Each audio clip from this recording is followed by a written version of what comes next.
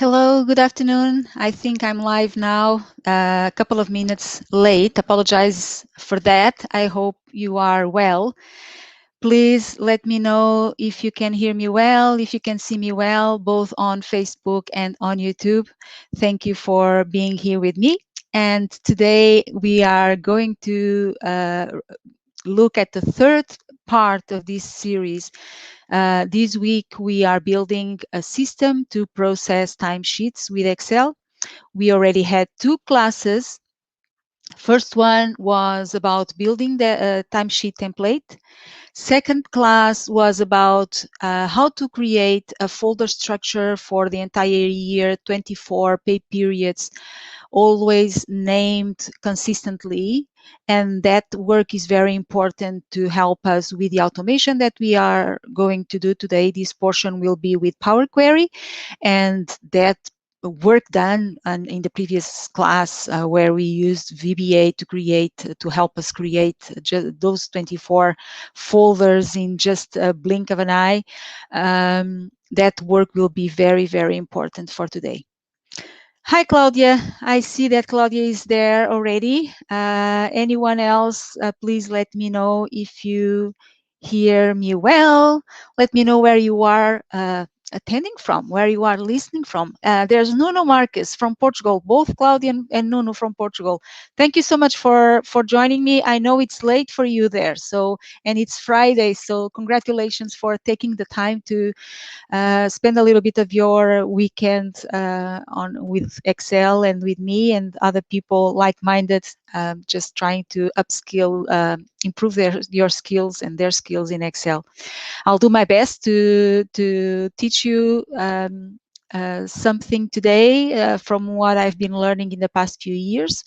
For those of you who don't know me, my name is Celia Alves. I am an Excel consultant. I am also a Microsoft MVP. And regularly, usually every week, at least once a week, but this week was special. I delivered 3 classes, counting with this class today. But usually I try at least once a week to bring you something new about what you can do with Excel to help automating tasks.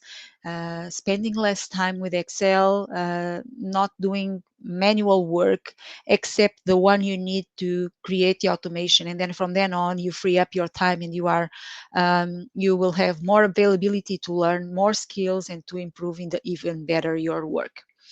Okay, so let's start, and let me see if I can bring my sheet of notes here.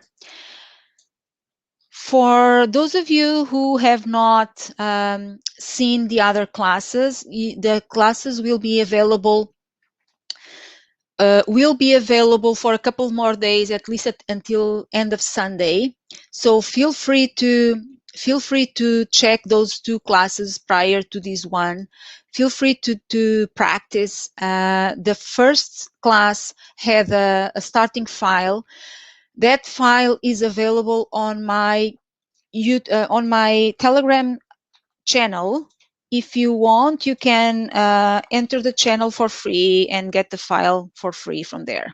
If you are not familiar with Telegram, it's an application a little bit similar to WhatsApp, but different in a few ways. One of them is that other people in the same group will not have access to your contact information.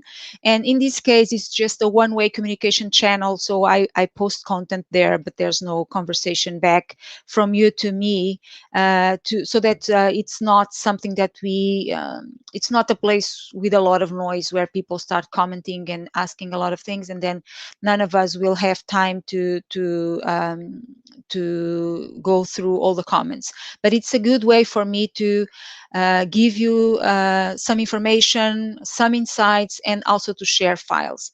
Plus, if you enter now, you are able to access all the files that I shared in the past until today, and there are files there to support exercise files for all the other live classes. If you check on this channel, one playlist, I can't remember the exact name, but it's the playlist for live classes online. You can see it's Snap Reports or Excel Automation live classes. You can get the files for those classes, okay, in that channel. All right, and I'm also sharing very quickly, so I put the link in the comments for the Telegram channel. I am also going to put the link for the newsletter that I send regularly with information about what I've been doing and about other Excel content creators when I find information that is valuable for you. Excel events. And for now, I'm only sending these once a month, so it's not something that will be cluttering your mailing box. If you are interested, feel free to register and subscribe as well. Okay, so all the notices, all the advices are delivered. Feel free to leave your comments in the chat, your questions. Also, if you are not subscribed to the channel, consider to do so if you think it's valuable content for you. And if it is, please also consider sharing this with your colleagues, with the people you love, the people who like Excel and work with Excel, because maybe this can help other people evolve their careers and evolve their skills. Okay, so enough talking. I'm going to bring my notes and also the comments window here to the side. Every time you see me looking to the side, I'm either looking to my notes or the comments, okay? And I'm going to share to show you sharing my screen. Let me go back. I was showing the file that we built yesterday. This file contains a field for the year, a field for the pay period with a drop-down list. And let me even put this a little bit bigger. Okay, like that. This sheet, this drop-down list comes from here. Okay, we have 2 pay periods every month and 24 pay periods throughout the year. The name of the pay periods do not depend on the year. They are always the same names. So because I didn't name them after the year. So this list was created the past class and the other one before, because this list or a similar one is also included in the timesheets. Okay. I also then created a field for the user to share, to include here the path to the folder where the timesheets are being saved. This is the folder here. So anywhere in your computer, and then there's a folder named timesheets. It could be called something else, but this path here is the same path that I have here. Okay. In this field here, I have a formula with Excel. And in fact, I didn't explain this, and I want to take the opportunity to just show you the let function that is very recent in Excel, only available for those of you who have Microsoft 365. In this field here, I created a formula that says, let's click there. Timesheet main folder, it's a name, and it's in blue, and we see this border in blue, so I know that this is the name for this cell. So I am concatenating whatever is in that cell with the path for the folder with backslash, and then concatenate, and then with the year, it's in red, and we have the red border here. No, sorry, this is not red, this is purple. With the red border here for the year, so it's grabbing that number there, and then concatenating backslash, and it still continues concatenating with, and then I created this formula. It's explained in yesterday's class to recreate the folder names that we decided to use. We decided to use the folder name that not only has the pay period name, but also has the year dash and the month with 2 digits underscore before the pay period, so that we get the folders sorted alphabetically, because if I don't include this portion here and I just create the folders according to the pay period name, I will get April at the top because it starts with an A. And I don't want that. I want January to be at the top. It's so much easier to find information like that. Okay. There's only one little thing that I mentioned yesterday and I didn't solve it. And that was if the user, for some reason, enters a backslash here, then the folder here won't be correct. We'll have two backslashes because I already am including one in the formula, right? In the timesheets, this one, and then this one, it's there, and then plus this one, it makes two. So if we want to be very careful, and also it depends who is using the file. If only us, then we know and we can just very easily solve the problem if we do the mistake of putting that extra backslash there. But if we are giving the file to someone else to work with, it's good to think of all these little problems that can happen and try to solve them in advance. What happens is that if we have that double backslash there, this path here will be later communicated to passed on to Power Query, so that Power Query knows where to find the data that we need. Okay, and so if we want everything to work smoothly, we can improve our formula here to regardless of the user putting that backslash there at the end or not, we can always have the correct formula. Okay, so what I want to do is say here, okay, it's a new function.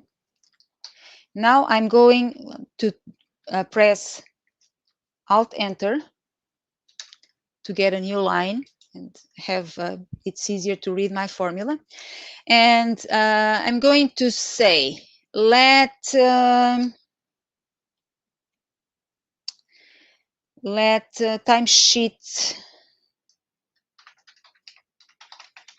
timesheets path or timesheets folder.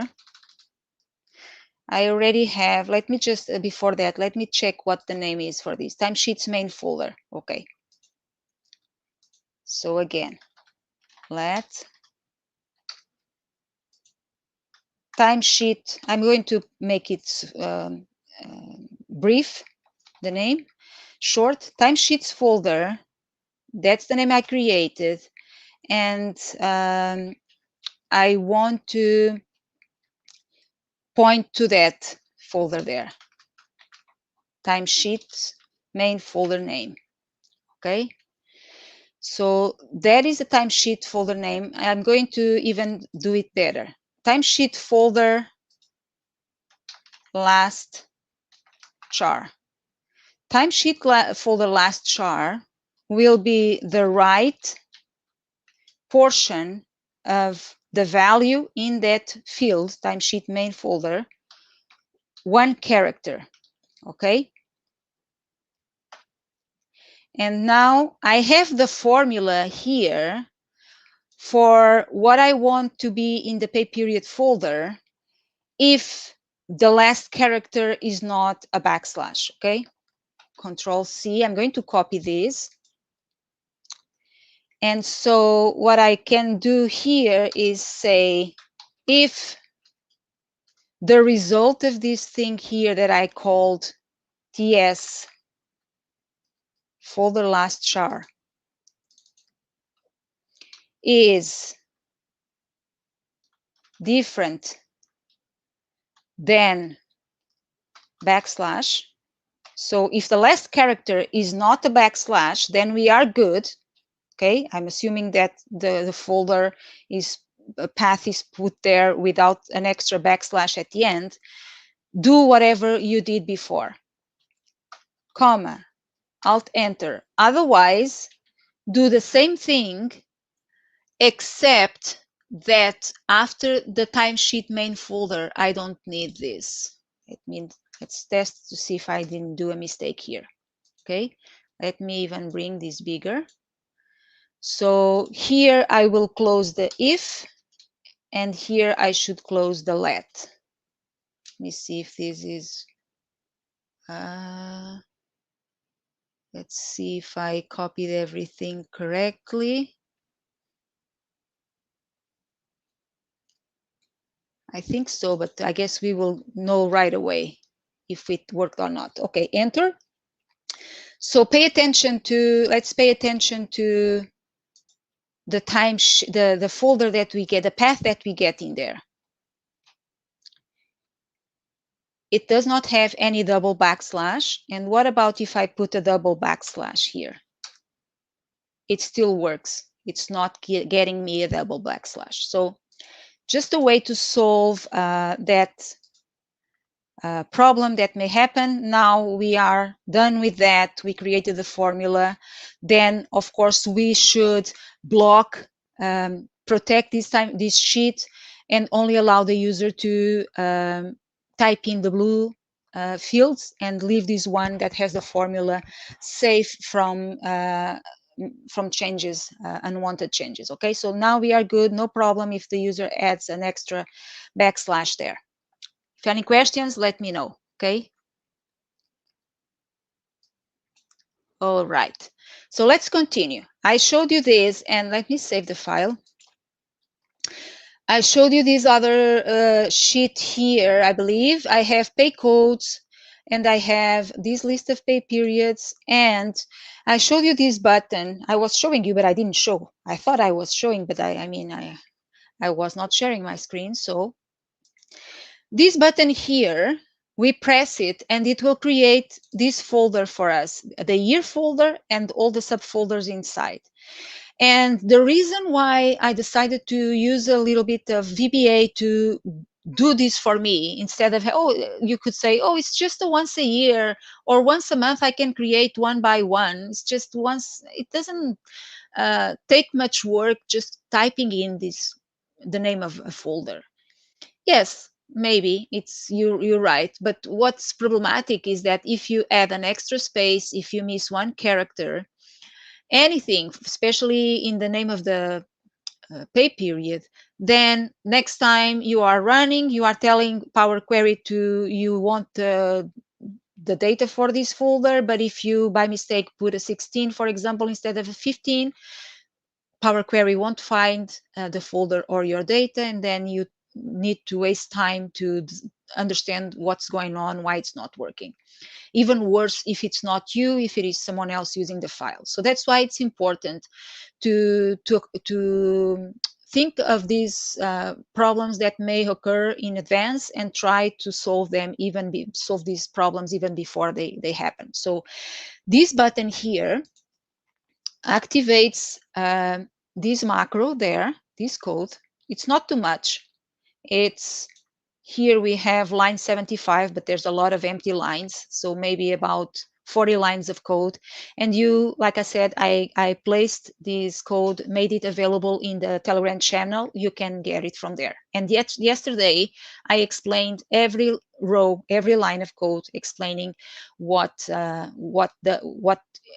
mean, what I want with each step. Okay. And so just to show this in action, if I put 2022 there and press this button, just like that, folder structure 2022 was created successfully. The 2022 appeared there, and all the subfolders are in there. Okay, so this is the work that we've done yesterday. We also, let me know if there's any questions there, or if you have you ever done this type of automation, let me know too. I would like to hear from you, okay? So then inside the year 2021, inside that folder, we have all these folders, and I was showing you some of the files that I created for pay period March 1st to 15th, and then the other pay period after this one. I have 5 files there here, and I have maybe 7 or so files in here, 8 files. And each one of these files is just mock information. I mean, I created these files by filling in the template that we created 2 classes ago on Wednesday. That class is also available. And in the Telegram channel, you have the starting file, because I didn't start totally from blank. I started with a skeleton of what I wanted the file to look like, and then I explained all the steps to generate. So for example, if the person here chooses a different pay period to report hours for a different pay period, the colors update, the dates update. We enter the formulas to calculate the number of hours. We have different pay codes here. These pay codes are coming from a sheet that is hidden, that has a list. It has all the formulas needed to have the dates being updated here. So all that is explained 2 hours ago, even the title updates. So if I change this to another pay period there, the title also updates. Okay, so we learned how to do all that. And I then filled a couple of hours for the pay period that I want to report to. And I just close. I'm not going to save. And we are imagining that we received a bunch of files from a different number of employees, and we save, imagining we are the supervisor or the manager that needs to approve that information. We review at each one of the files, and when they are deemed correct, we save them here in this folder. Okay, and now we are ready to import. Let me open the file again. I didn't show you the total column. So I want to bring, for each employee, I need to know the employee number, a little bit bigger there. For each employee, I need to import from the employee timesheet, the name of the employee, the ID, the pay group. We talked about different pay groups, salary and hourly. And I will not need the hour per day, but I want to know the total hours per pay code. So for example, if I have here 8 hours in the regular pay code, I also want that, the pay code and the total of hours. 8 in this case, overtime at 1, paid at once at the regular rate, 5 hours. And I want to do this with all the timesheets at once and bring all the data together, organized in one table. And then from there, I want to be able to calculate how much I need to pay to each person, depending on their hourly rate. Okay.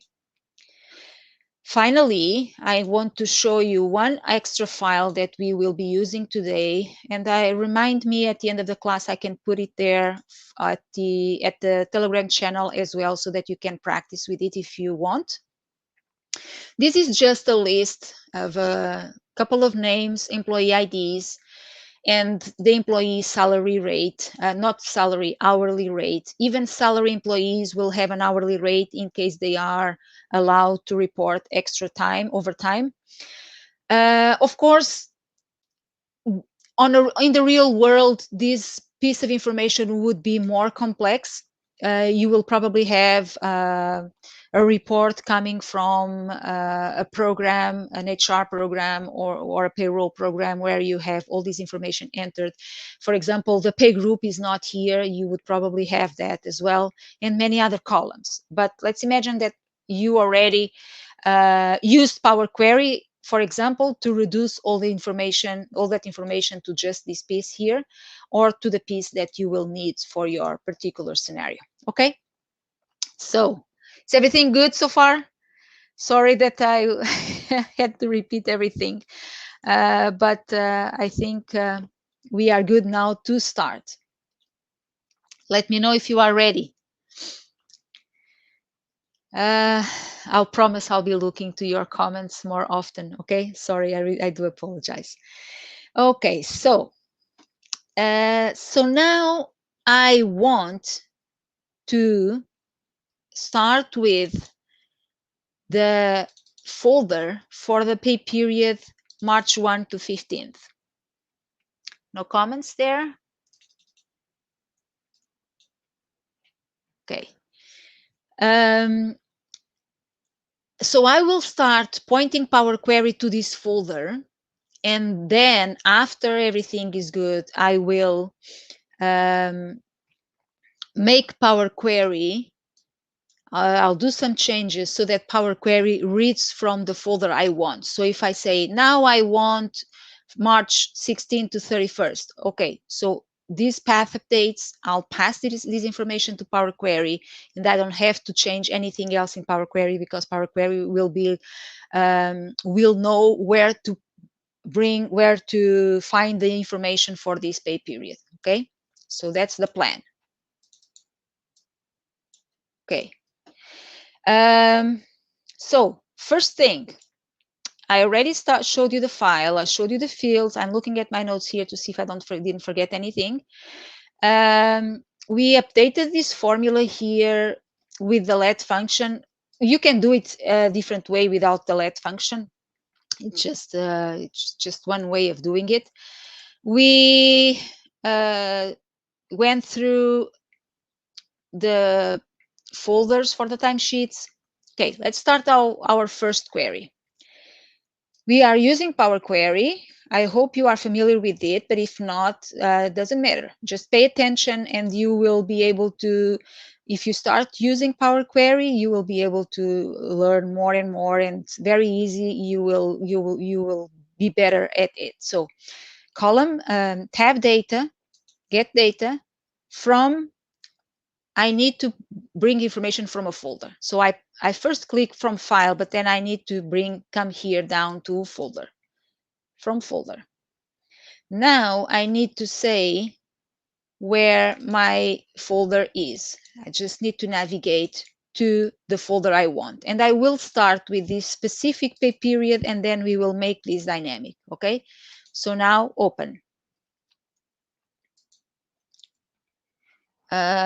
See, okay, Power Query is here. Now I will want to say combine and transform data. Let's wait a little bit while Power Query thinks of what to do with this request. Thank you, Claudia. Claudia says she's ready. She's always ready. Thank you so much for your patience. We have MD Rupam. Thank you so much for joining us. We have Angie and Oskan. Thank you for being here.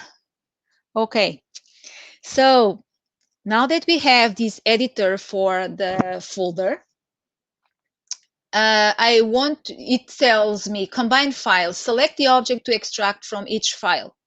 Sample file. So now Power Query is saying, okay, I have a bunch of files in the folder. Explain me what you want with just one of that files as a sample, and then I'll figure out what you need me to do with all the files following the same logics.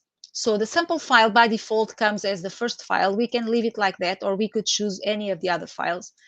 Just leave it like that, first file. And what I need to do is to choose what I want from that file. And we have these are the named ranges. So Power Query can recognize named ranges as long as they are not dynamic named ranges. If we are defining dynamic named ranges with indirect or offset or any other formula, they won't be picked up, unfortunately. But we can choose and say, I want you to look at the sheet. This is the icon for the sheet. That is called timesheet in each file, and do OK. And so Power Query says, OK, so you want me to go through all the files, bring the information from the timesheet sheet, and then combine everything together from all the files in that folder. And pretty much that. Not exactly, but we will explain the rest.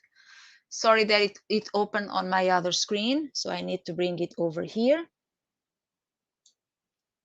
So Power Query creates, we created one query, which is this one. Power Query even went ahead and decided to name the query according to the name of the folder. Usually it's good, but that's not what we want today. So we will change that. Excuse me. And it also created this set of queries here. These are helper queries, as it says here. Different queries that Power Query creates to create a mechanism that allow us to say, okay, this is what I want you to do with one file, the sample file. I will explain it to you now. Do it with all the other files. It doesn't matter if it is 10 or hundreds of them in the folder. Okay. So first, I'm going to change here to the folder. I think let's see if I have the file name here. Well, doesn't matter. Let's say timesheets data. Let's rename the name there. Timesheets data. Okay, enter. So I just changed the name of the, let me maybe try this a little bit bigger. What I did, I changed the name here, and I automatically changed the name of the query here. So it's not named after the specific pay period. And now what we will need to do is to see if we have here is good, or what else do we need to do. So it combined all the information from all the sheets. On the left, we have a column with the name of the file. That in this case has the name of the employee.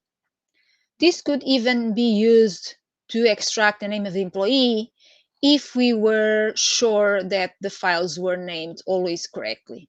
I'm not going that way today.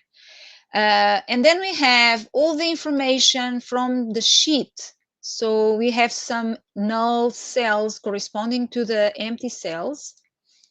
And then total hours by code. So we can see some pieces of information. So for example, the employee first name and last name is in these two cells in column 3. The employee ID number is in here, column 6, row 35. We have, no, that's not correct, sorry. That's correct for that employee, but for the first one, it's much higher, right? So it's much above that. The first one appears here in row 8. So we have all the sheet. This is not very easy to clean. If we combine everything together and now want to make sense of this, it will be kind of a nightmare because of all the information that we, let me put this a little bit smaller now so that we have a better vision. If we try to combine these into an organized table, it won't be easy. So what we can do is to go here, go to the transform sample file. This will show us just one of the sheets for that from that sample file. Okay, it has up to column 21.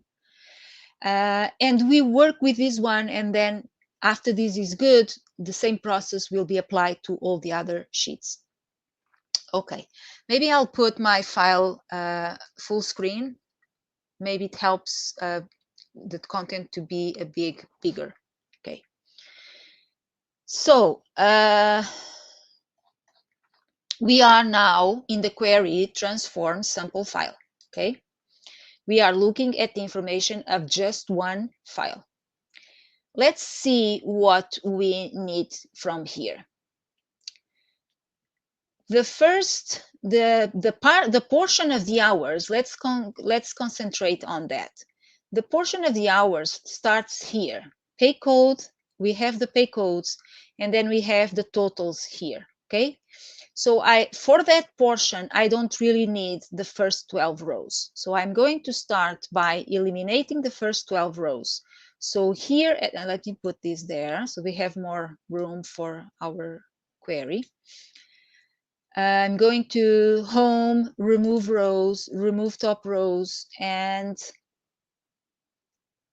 we have to wait a little bit until Power Query shows up. Usually it's a little bit faster, but since I am streaming on video, it gets a little bit heavier on my machine.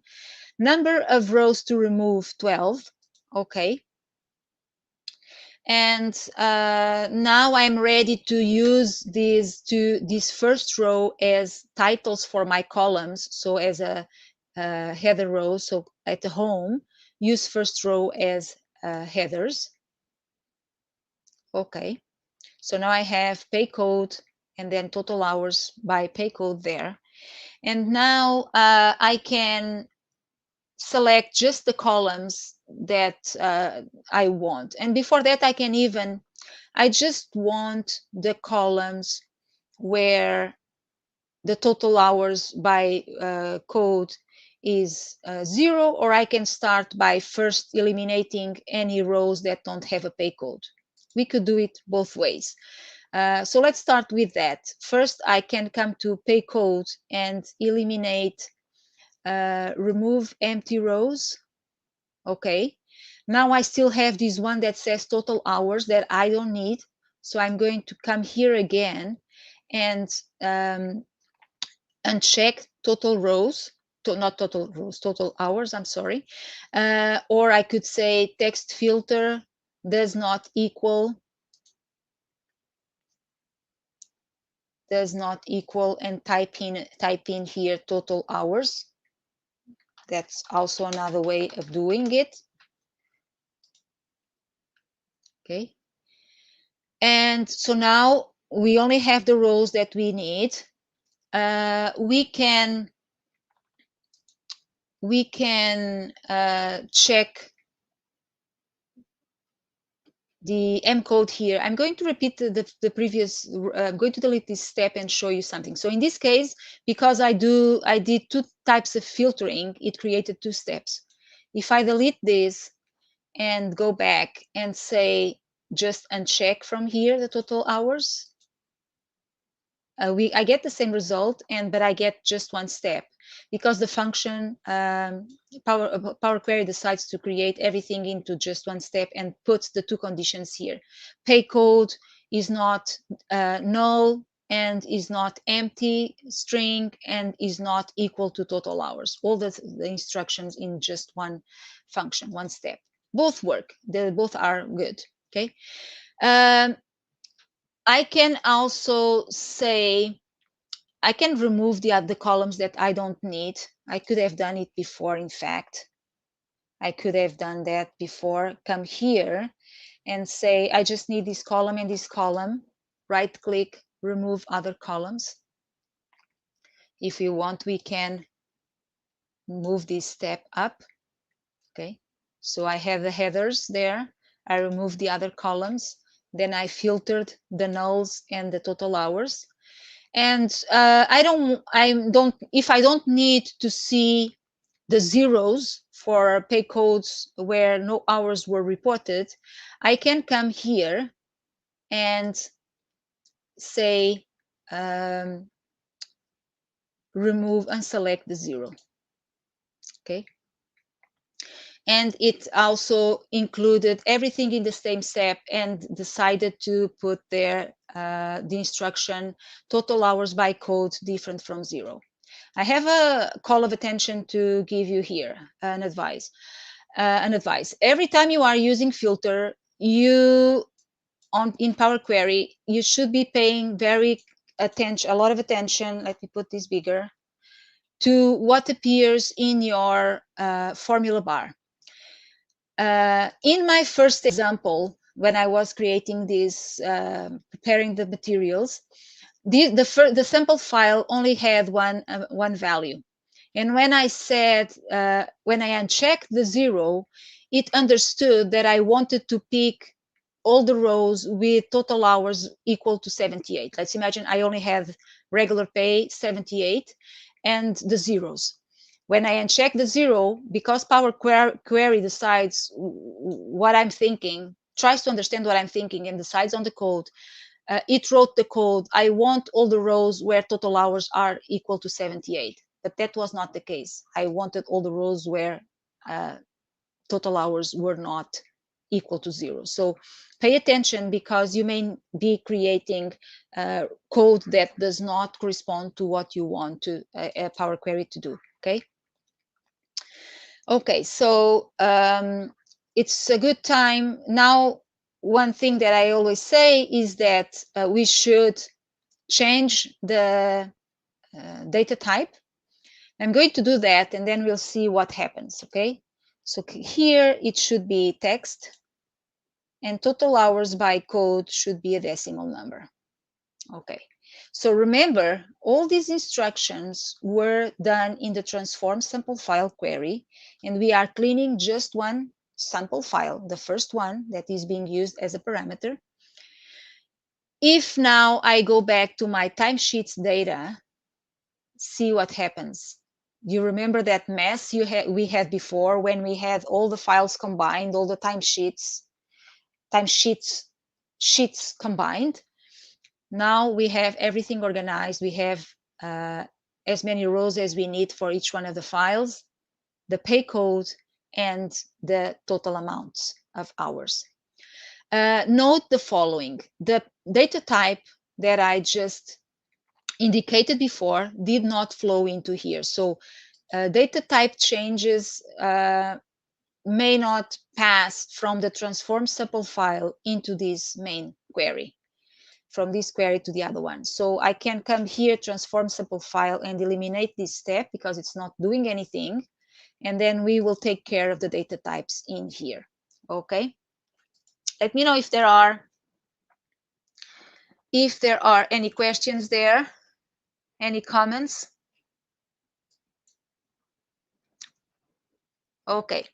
If there are any comments or any questions, if you are enjoying or not enjoying, let me know. Okay. So expanded, I have all the information combined, and now I can come here and change the data types in here, and then finally close and load for now and see what else we need. So pay code, I want it to be text. We can remove this column. We don't need it. We will get the employee name another way. We can, the pay code will be the whole number. No, that's not correct. Will be text, sorry.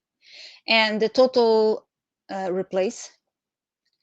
And the total hours by code will be a decimal number. Okay. It's giving me an error here, but it should go away. Okay. So let's try for now, close and load to a table. Close and load to. And let's wait for Power Query to show up. And we can say new worksheet, okay, and create a table with that information. So we are good. The timesheet, if you have a new version of Excel or Microsoft 365, it creates the timesheet,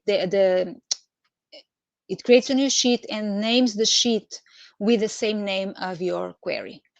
Okay. So now remember, I still want to bring, I need to bring at least the employee ID number so that then I can find the employee hourly rate from my other file, right? And I can bring some other fields from that sample, from each one of the files, from each one of the timesheets. I'm going to save. So let's go to the main query and see how we can bring employee name, employee ID, and employee pay group, at least those information, those pieces of information. So I double clicked to open the query, and now I am going to,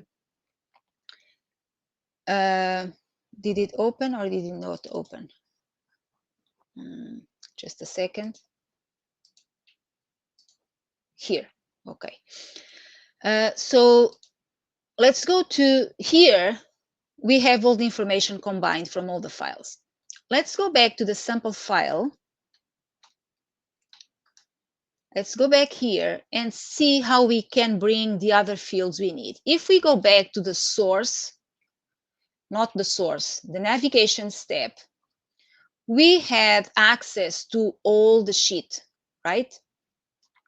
So if I am able to come back here, then instead of eliminating all the rows and columns to get just the hours portion, I will be able to pick and choose pieces of information from the other cells. So what I'm going to do is this step here is called navigation. Usually we can refer to previous steps just by entering the step name. But if I try to say, so if I come here and if I say new step, and then if I name it navigation, if I say bring me back to the navigation step, for this particular one, it won't work because navigation it's a particular step in Power Query. So it says it's not recognized. So not good, okay? So what we can do is see what's in here. We have this formula that says, go to the source. The source is the workbook, the sample workbook. And then in that source, pick up a timesheet, an item called timesheet that is kind sheet. So a sheet named timesheet, and bring the data.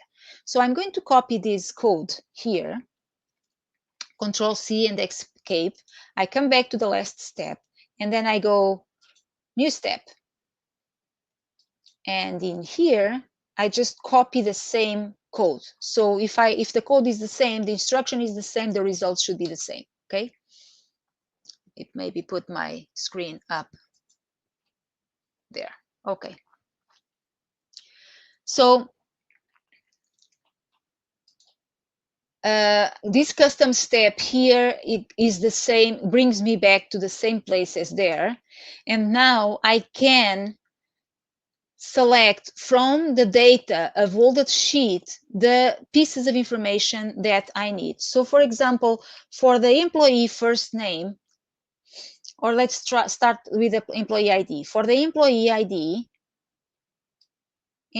ID is in here, this cell. It is column 6 and then row number 8. But Power Query for the rows, not for the columns, columns start in number 1, but for the rows, it is 0 based, meaning that it starts counting the rows from 0. So 0, 1, 2, 3, 4, 5, 6, 7, right? So row 8 will be row, we have to refer to that row as item 7 from the rows. So what if I come here and say, from this data, give me column 6. If I press enter, I get all the column 6 as a list. And from now, if I say, give me this item here from row 8, or I have to indicate 7, in between curly brackets, enter, I get the employee ID. So I can come here and rename this step as emp ID. This code extracts the employee ID from my timesheet. So now if I copy this, I can do the same thing for all the pieces of information I need. So for example, filtered rows, not filtered rows. Okay, let me go back. So let's go back here. Let's create a new step and let's put the code without this last portion. Going to Control X. I have two equal signs there. So now if I want the employee first name, I want column 3, row 7, okay? So I just need to put the same thing there. Column 3, employee first name is 8, but I need to put a 7, okay? Let's see all the other ones. So this is first name. Last name is same thing, but row 8. And the pay group, I pressed enter by mistake. Okay, so let me rename this since we got out of there. So this will be employee first name. Now let's create another custom step.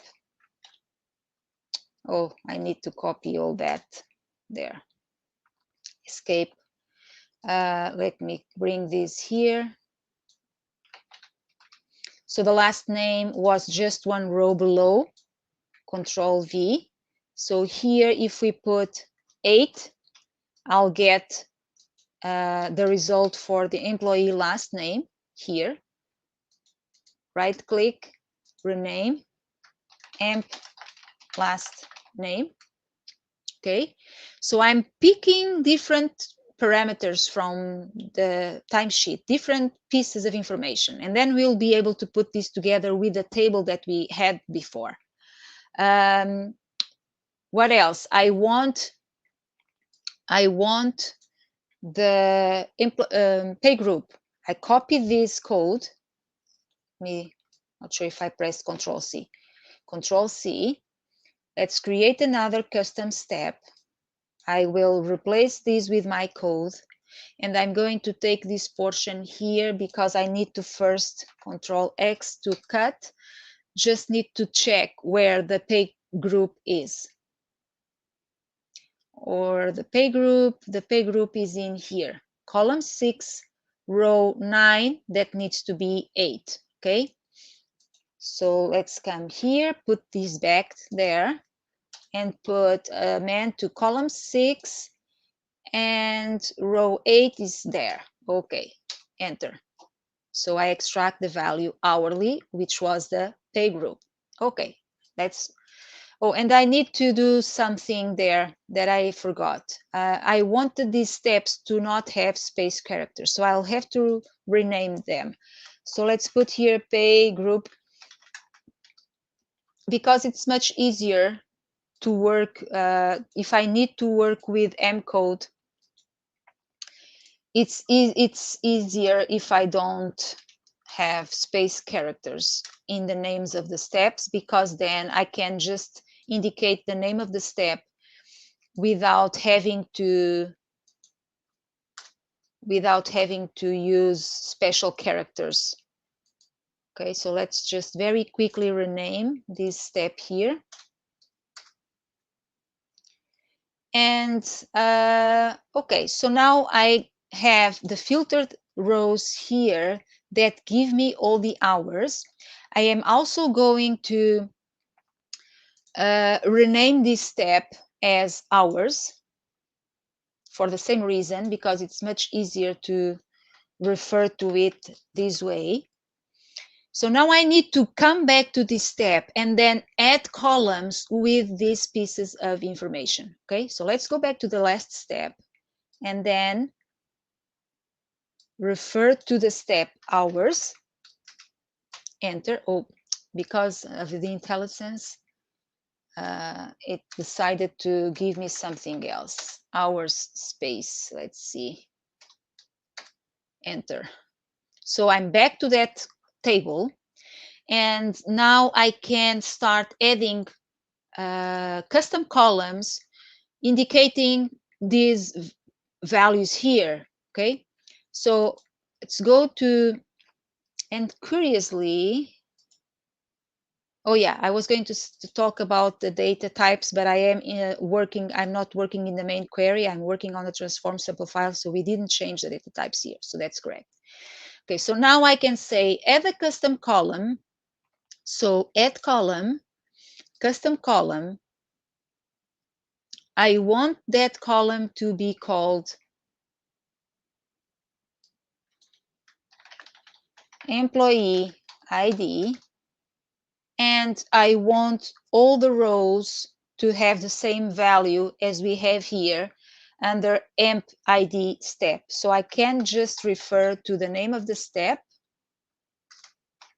Power Query is case sensitive, so be careful on how you type in to have everything correctly. This is, I added, going to rename this, added column emp ID. Okay, you can do that or not depending on how comfortable you feel with having or not having the steps renamed. Now I just need to do the exact same thing for all the other steps. So now I can either do this or you use the wizard. In fact, let's not copy from here. Let's use the wizard because this refers to the previous step. And if I'm copying, I would always be referring to that step and I need to refer to the previous step. So let's go add column again. Gotta get out of the formula bar. Add column again, custom column. And this column will be the employee first name, for example, like that. And I want all the rows to have the value that I have in the step emp first name. So I need to type like that, emp first name. Okay. So now I have a column for the employee first name. And same thing for the employee last name. So custom column again. We could rename that step if we need to. So now it will be emp, the name of the column will be emp L name. So just to be consistent. So last name. And I want everything in this column to have the value that I grabbed here in this step, emp last name.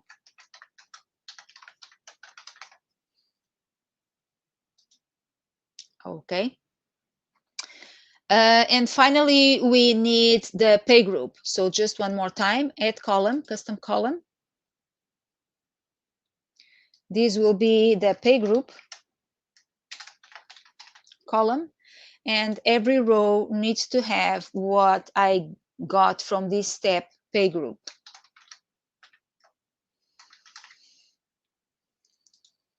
Okay, so I think we are ready here on this file.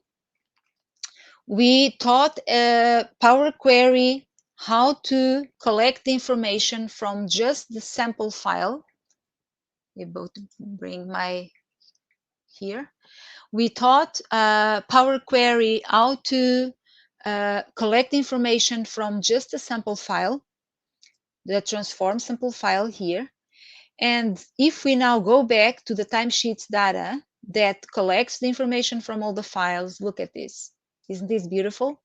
We get all the pay codes, all the total hours from all the files, the employee names, etc., etc. Okay, now we could, of course, organize this the way we want. I would say that I would want employee ID and employee names first, and maybe the pay group. So let's try if this lets me move all the columns to the beginning. Yes. So we have employee ID, employee first name, last name, pay group, and then each one of the different pay codes, and then the total amount of hours for those pay codes. I have all these columns selected. I'm going to take advantage of that. Right click there, change type and text for all these columns, or employee ID. In fact, you can leave it as whole number. If you have leading zeros, then you better use text. Otherwise, you can leave it as whole number, especially if you have a large quantity of data. The whole number data format is more efficient than in terms of processing speed than the text data type. So replace current. Let's leave that as whole number and then all the other ones as text. So I'm assuming that I don't have any zeros at the beginning of the number. Sometimes it could be a problem if we need to do VLOOKUPs after we get our date and so forth. Okay, so I think we have all the data that we need for now.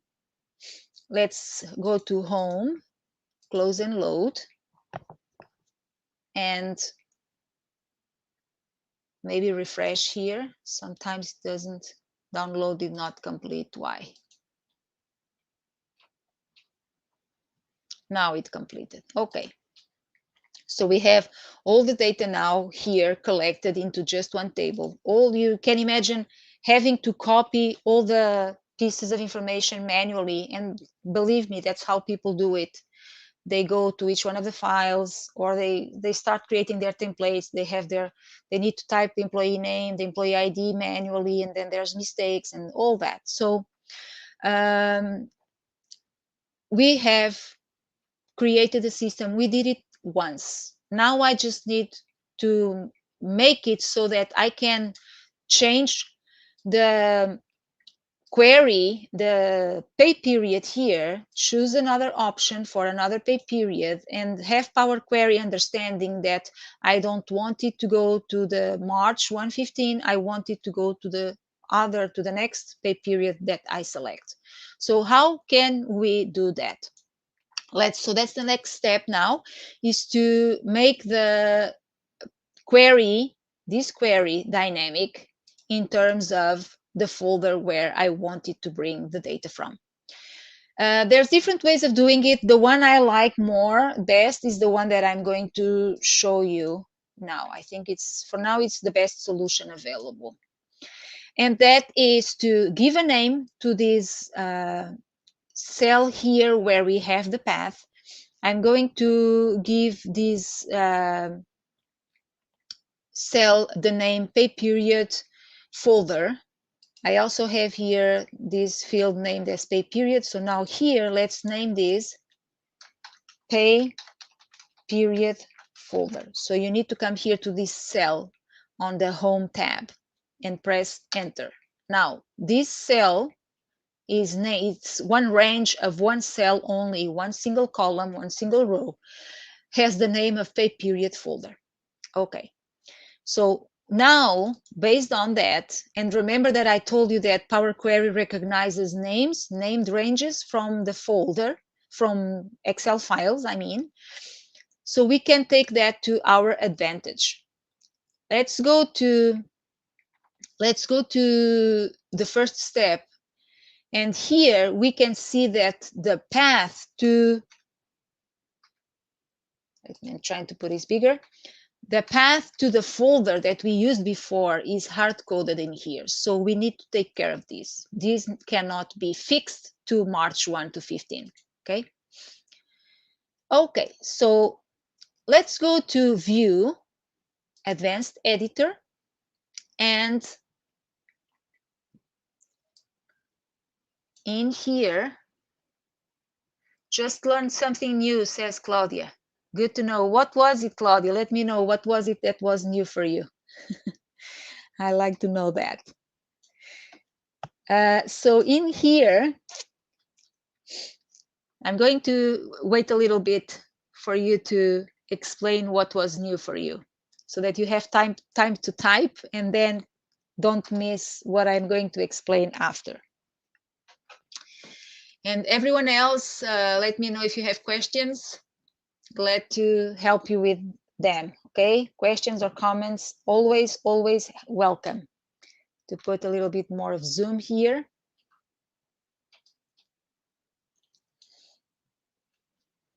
That's curious. I got my zoom, but then when I changed the size of the window, the zoom went away. That's interesting.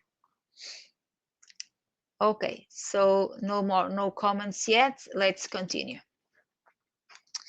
Okay, so what I need to do is I came here to the advanced editor and I went to the source step.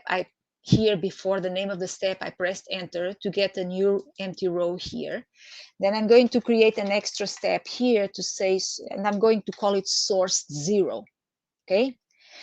Equal to, and Excel dot current workbook. If you have Microsoft 365, you have the IntelliSense already helping you. And then double parentheses. I'm going to put a comma there because all the steps need to have a comma except the last one, only this one before the in is the one that does not need a comma. I'm going to do done, just this.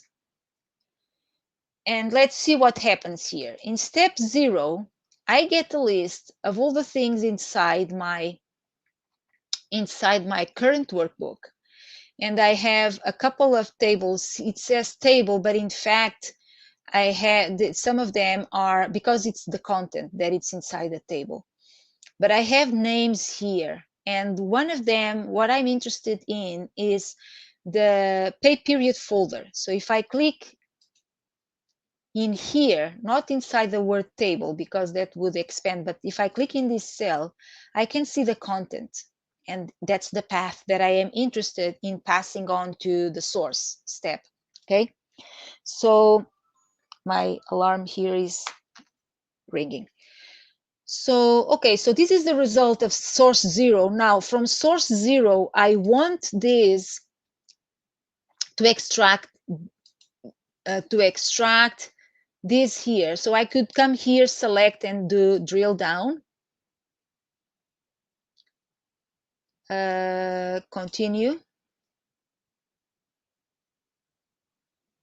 And what that does, it says space, not space, name, pay period folder, and then content.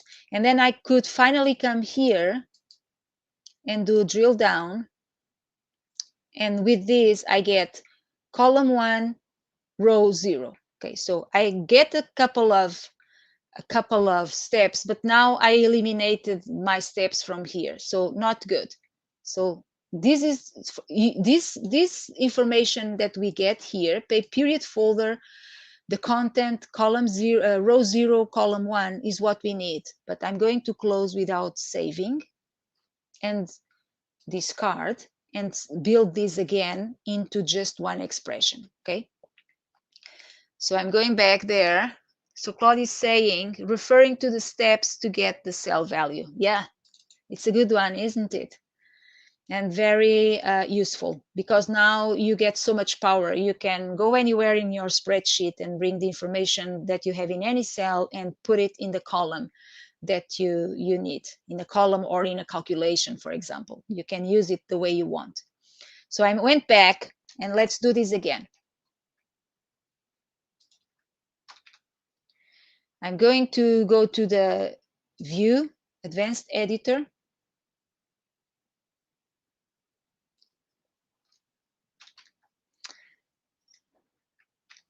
And in here, I'm going to create a step that says source 0 equal to excel.current workbook. Okay. Parentheses, open and close. And now curly brackets. Inside that, I'm going to put a square brackets and say, I want a named range from the current workbook that is pay period folder. So there's a name there, pay period folder. Grab that name. Okay, it's a named range. So if it is a named range, it can be a set of different cells. Of that that cell range, get me the content. Okay, and from that content, I want column 1, which is in fact just one column that we have in that named range. And from that column 1, I want the first row, which is item row 0. Okay, and then comma. So these were these different pieces. You saw them appearing in that sequence of steps that I did before, but because that affected and eliminated condensed all the steps into a navigation step, if we do this, we won't have any problems. Remember to put the comma at the end and then done. Oh, it's not done yet. I need to do something else. Let's just let it load. So now in the source step, I don't want this path here. that was hard-coded before, I want whatever source 0 generates for us. So if I click source 0, I see that it generates the path that I have in source step hard-coded. But if I replace it by source 0, the next time if source 0 changes, then the source path for the folder files here also changes, right?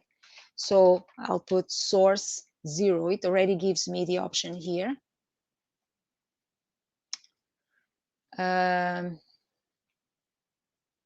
Not sure why. Let's see.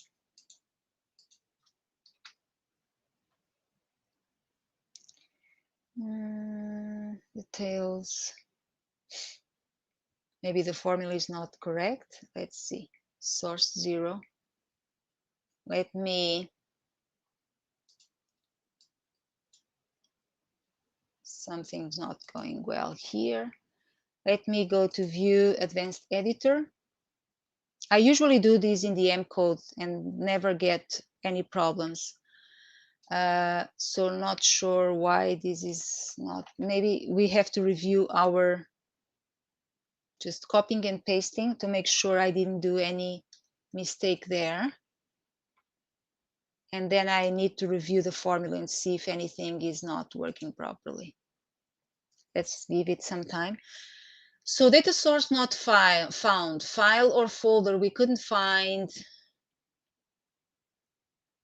Oh, because I have the year 2022 selected. Okay, so no problem. And I didn't create the folder for year 2022. So let's close and load. And let's change this here. Let's give it a little bit of time. Okay, it's complaining that it could not find information because I have the 2022 year selected here. That makes the formula here look for the folder for the year 2022. And we don't have that year, the folder for that year in our timesheets main folder. We only have 2021. So that's why. So let's change this to 2021, enter. The formula updates here for the path. And now I didn't even need to edit the query. I could have just refreshed it. But we can now come here and check that everything is looking good. So source, and then here, source 0 and then source. It's still looking at 2022 because it did not update. But if you do refresh preview, now everything works, okay? So that's how we can fix it. Finally, coming to the next step, we have the same result as before, only that now we are able to change the path as you just saw that I changed the year and the path updates, and then the query now can find the information in the correct folder. I just need to do something else. I here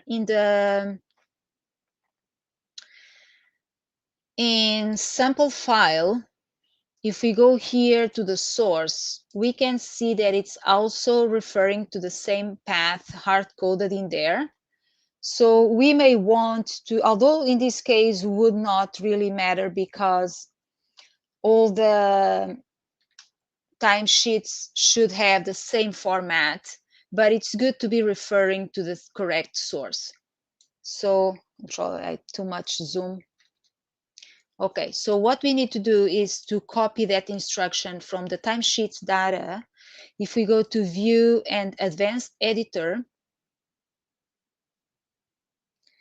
these two lines of code, select, Control-C, done, and then go back to transform, not transform sample file, the escape, the sample file query. That is the query that Power Query creates to understand which file to use as a sample, as an example for the different transformations we need.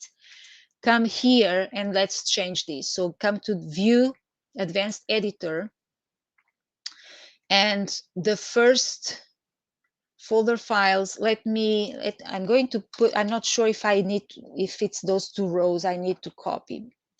So folder files, yes. So it's the same function that we have here. So we are good. So we need to have these two rows instead of this one. Okay. And that what the other one that is empty. We don't need that. So it's referring to source. That's correct. Okay. So now the sample file, it's still working, but now it's dynamic too, this query. Okay. So home, close and load. Okay. So now we are ready to test this. Let's test this with the file, the pay period 1 to March 16 to 31st. Okay. They did not down complete here. That's fine. Refresh that. And now we should have 1, 2, 3, 4, 5, 6, 7. These two are the same employee. 8 different employee names that we saw that we had in the second in this one. So if you go to this folder, March 16 to 31st, we have 8 items here. Okay, so these are all the names from this folder. Okay, almost done. I still need to calculate the total amount that I want to pay, right? So here in the lists, I have this little table here. I want to add an extra column. I'm going to call it multiplier, and this will tell me how much I pay, the portion I pay of each hourly rate depending on the pay code. So if it is regular pay, I pay the rate one time. If it is a holiday pay, usually it's 1.5. Overtime at 1, it's 1. And overtime at 1.5, it's 1.5. Okay. Going to save.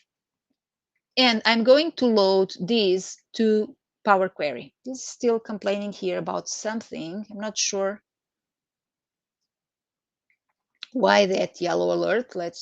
Maybe it could be the firewall error that sometimes we get. Where is Power Query? Okay, now it's good. I just double clicked and it refreshed. It's good. Okay, so going back to, oh goodness. Refresh preview. Let's see if anything, it's a little bit slow, Power Query today.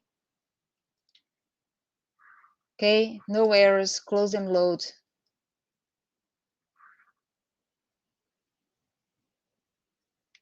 I'm waiting to see if there's any activity here. Doesn't seem to have any activity. Let's save. It doesn't seem to have any errors or any problems. Okay, so that's what we need. Lists. I'm going to load this information to Power Query. I select anywhere in the table, and then I go data from table/range, and now let's load this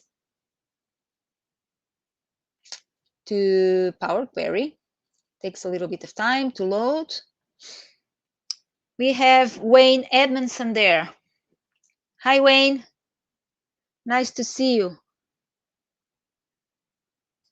Yeah, thank you. You can, of course, you can check the replays, and there's the files on Telegram channel if you need them. Feel free to do so. Let me know your feedback. I always look forward to that. So here I just need to say that pay codes are text, and the multiplier is a decimal number, and that's it.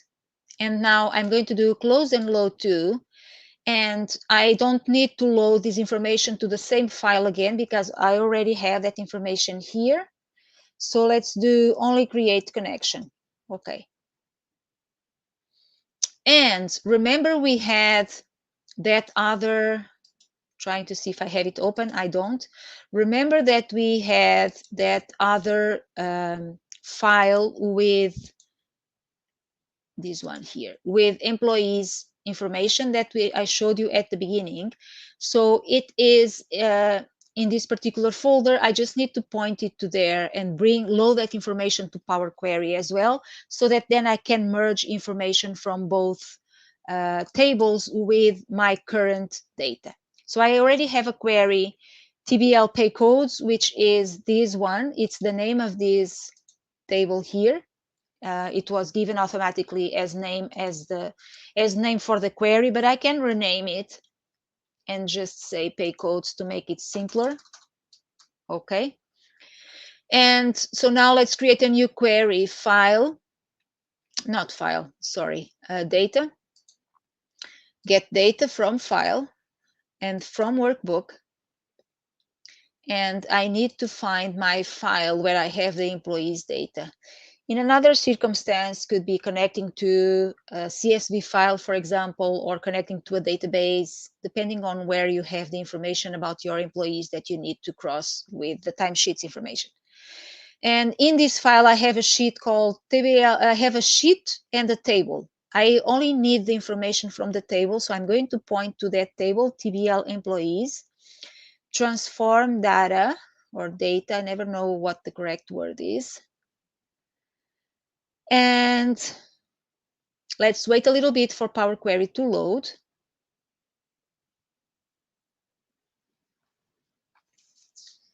And let's see if we need to do anything with that data.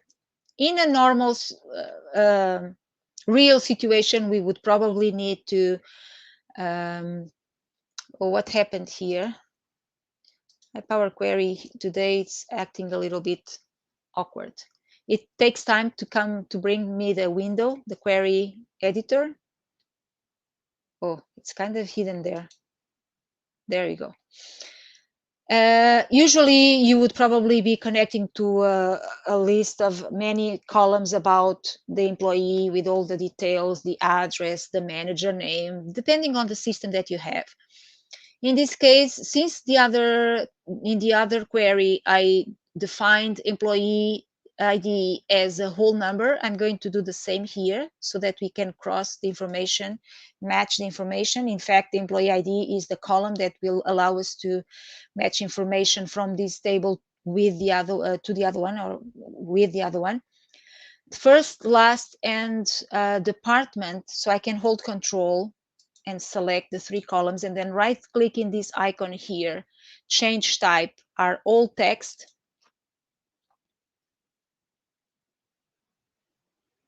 And the hourly rate, right click and change type would be decimal number, or it could be currency too. Both work. Okay.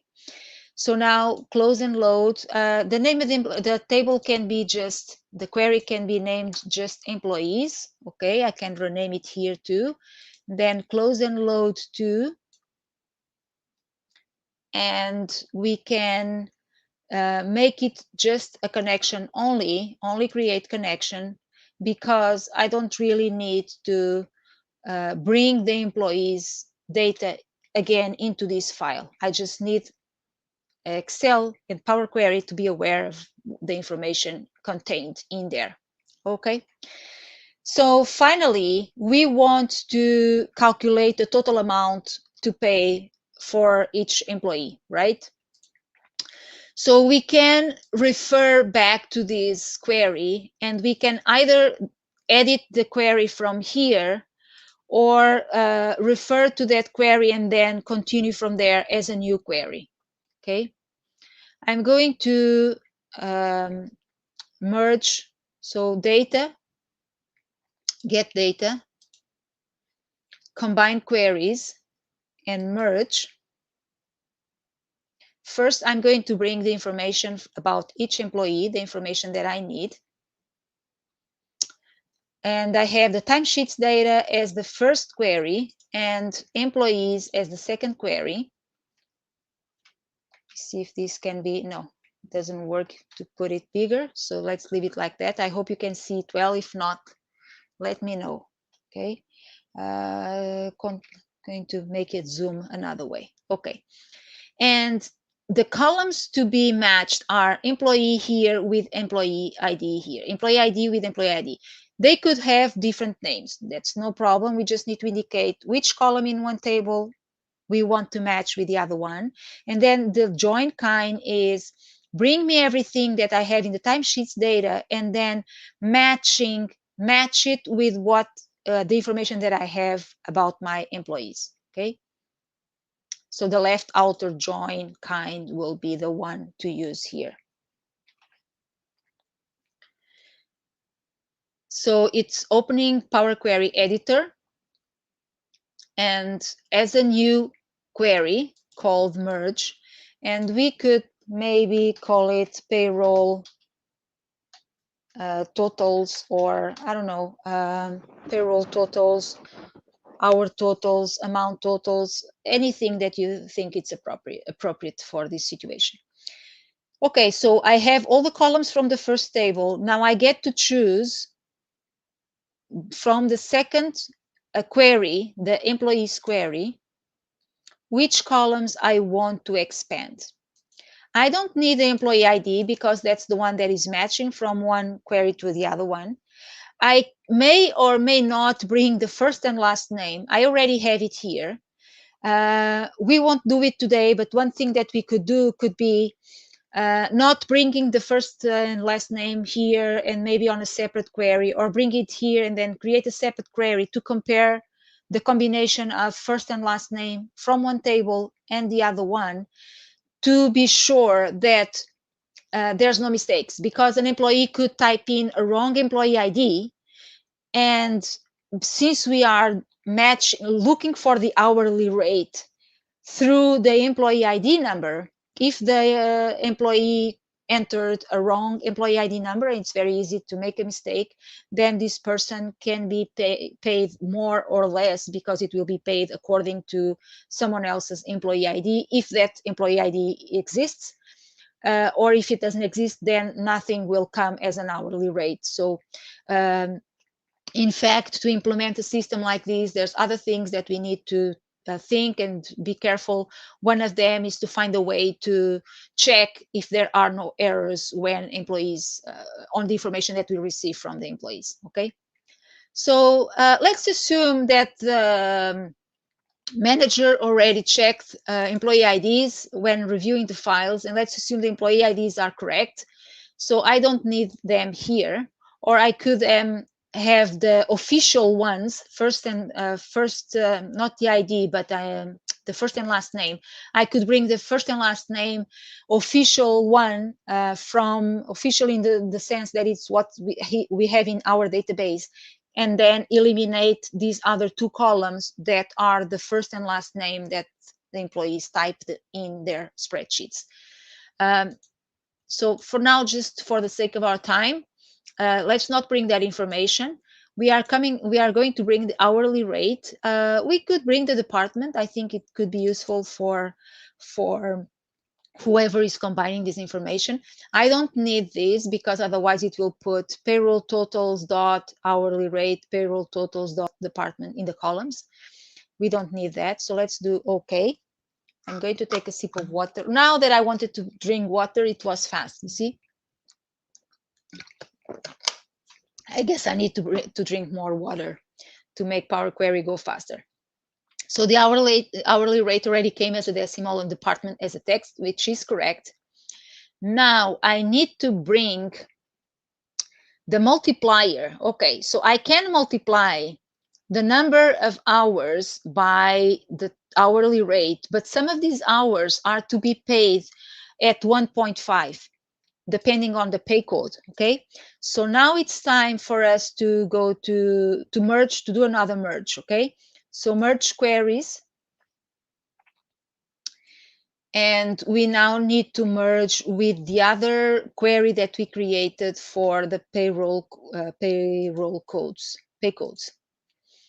And I'm going to say, whatever you see here in pay code, I'm going to do a little bit of zoom.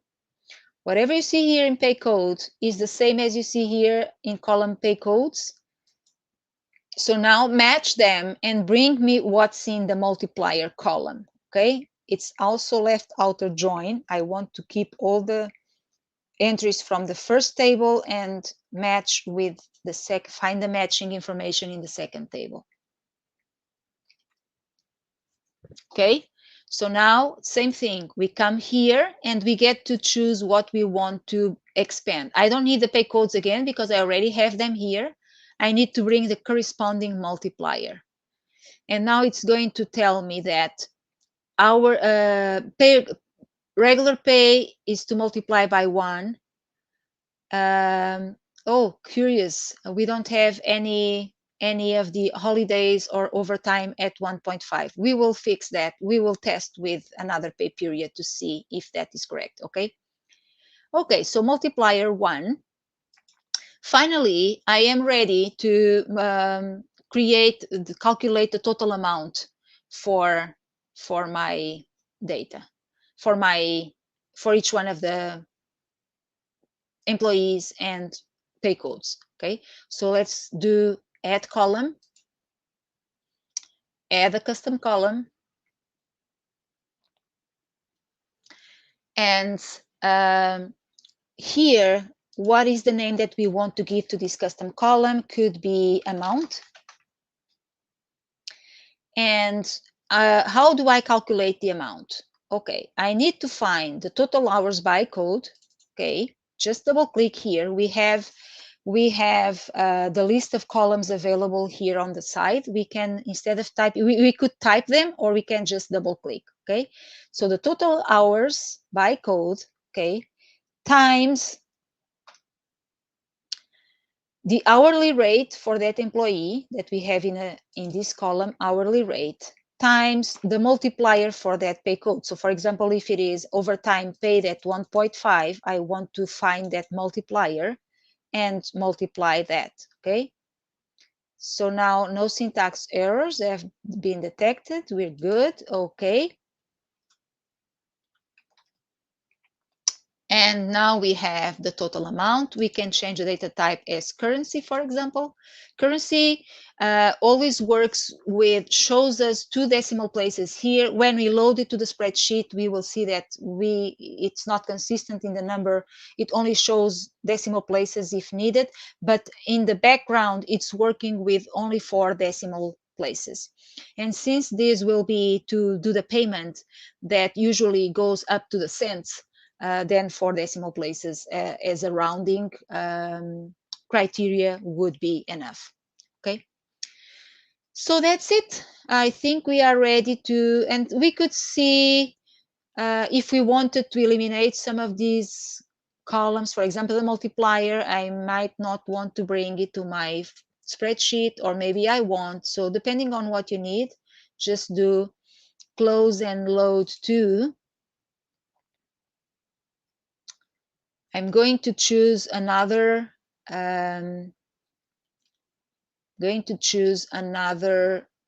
sheet. So load to a table, new worksheet. Okay.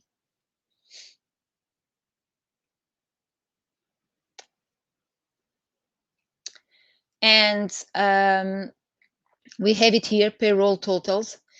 I don't really need the timesheets data anymore because it's already included here. So if I come, let me save the file first. And if I come here and do delete this sheet, delete the sheet, what happens is that the timesheet data query now becomes connection only. So that's good. That's what we wanted. And so that's it. I can maybe do a little bit of zoom here. Not in there. Not in there. It's in my shortcuts for zooming. Okay, so that's that. So that's the information we have. So now you could create, for example, maybe you want separate hourly from salary people because they even have different pay dates, or you want to create separate reports by department, for example, to give it to different managers. You can create a pivot table out of here, or different pivot tables, or you can create new queries to produce different tables from this one. So pass this one as only create connection and then refer to this query and create other subqueries that you can use to extract information the way you want it. You could even group by and group, for example, when a same employee here, the same employee appears twice. If you are not interested in getting the regular pay, the different pay codes and just a total, you could go group by employee and get just the total, or do a pivot table again, also works. Let's test this with the other pay period where we have data, the pay period 1 to 15th. It changed the path there. Let's come here and do refresh all, or just refresh and see what happens. Okay, the information changed. And in this case, I have some time here loaded as 1.5, at least this row. So it's saying that Trace Lacey made 1 hour that needs to be paid at 1.5 of her rate. We have her rate here too. So we have 2 rows for Trace Lacey. Her rate is 31. 31 times 4, 124. That's correct. Paid at 1 time the rate. And 1 hour at 31, but paid at 1.5 is 31 plus half of that. And this is the 46.5. So this is correct. Okay. So now we have all the information. Another way of doing this would be to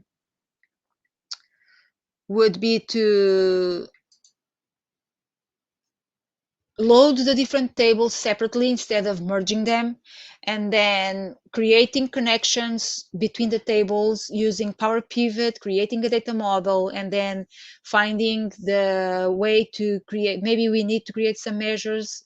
For example, for the amount, I may need to create a measure for sure to determine where to pick the information to bring everything, all the different parameters together to calculate the amount.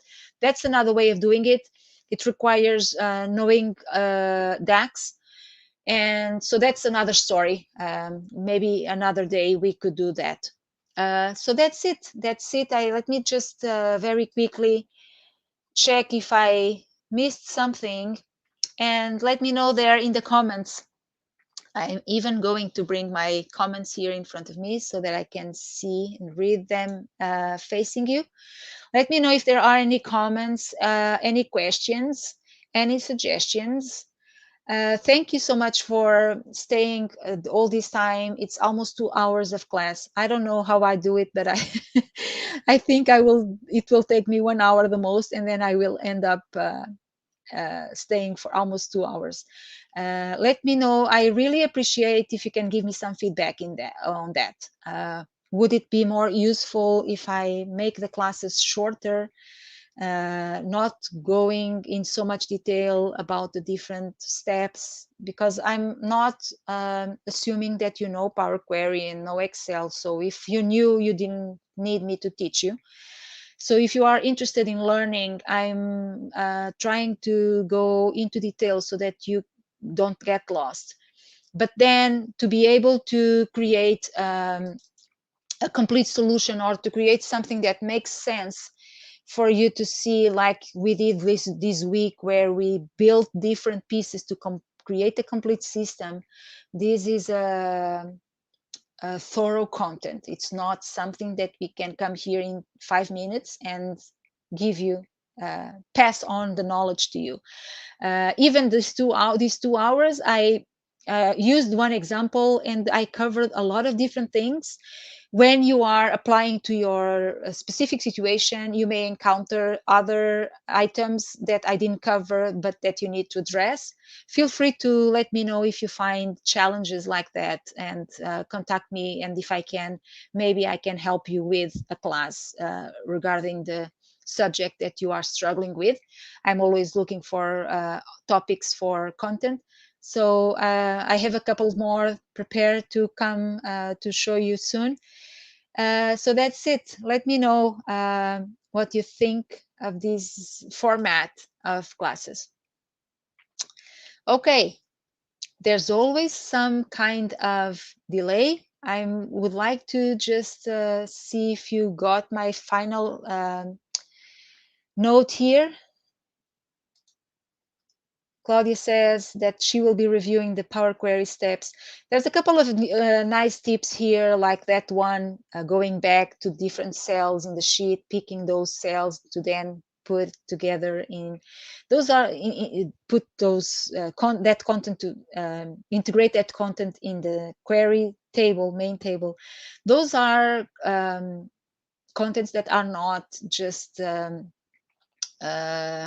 junior Power Query junior content. So it starts to be a little bit of advanced content. You start to get a little more conscious of all the power that you have with M code, what we can do with it, and how we can take it to our advantage. So yes, please review, take the opportunity that you have the content for free. It won't be up for a long time. I plan to leave it only until end of Sunday. So take advantage of that and let me know if you have any questions. Okay. I'm putting, so check the video description. There's the Telegram channel is in there, and the newsletter link is also in there. So feel free to check that. Just be conscious about the power that you have in your hands when you are able to create this type of automations. We did it once. It took us 2 hours, but I was explaining everything very carefully. If I didn't have to do that, it would be quicker. But on the other hand, if I had to be thinking about this from scratch for the first time and analyzing, it could take me longer. Sometimes we need to deal with challenges, and sometimes we are not inspired right away to find a solution. But once it's done, it's done. And that's what I try to convey here. Once it's done, you won't be needing to copying and pasting and looking for your information. Just choose your pay period in that drop down, click refresh all, and that's it. You will have your data updated. Okay, thank you so much. Enjoy your weekend, enjoy the free content as well, and we'll see you soon. Bye now.